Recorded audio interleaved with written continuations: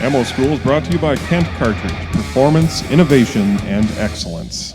Here's a question for you. I know that there's a lot of chatter out there between, 410s, 28 gauge, 16 gauge, 20 gauge, 12 gauge, 10 gauge. There's so many different gauge of shot shell. Is it true that a 410 and a 20 gauge, the pellets are actually traveling at exactly the same speed and it's just a question of volume? No, it's a simple answer.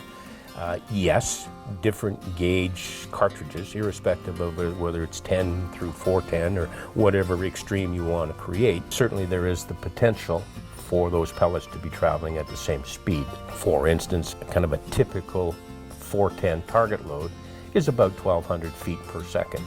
A typical 12 gauge target load is about 1,200 feet a second.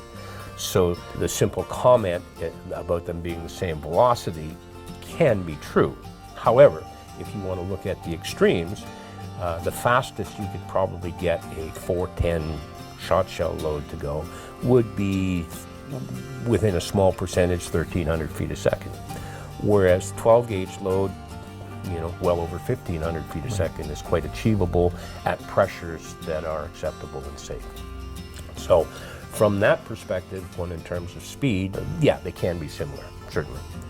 In terms of the quantity of pellets that are shot out of each, obviously as your gauge gets larger, then its ability to accommodate greater and greater shot charges becomes greater as well. In terms of effectiveness, obviously the more pellets that you have in the air, it's not necessarily a bad thing when you're shooting at game, especially game that's not stationary. But again, the other consideration is how effective is the placement of those pellets on whatever it is that you want to shoot. It doesn't help you at all to have a cloud of pellets out there if most of those pellets are displaced in the atmosphere around the bird that you're shooting at. Conversely, if you have a pattern that is so tight, then you shoot a bird at relatively close distance and they're not as good food fare as what they could have been. So again, there's a question of balance between how many pellets you throw out into the air through what choke tube that gives you the amount of dispersion of those pellets versus what game you're shooting at what distance you're shooting it at.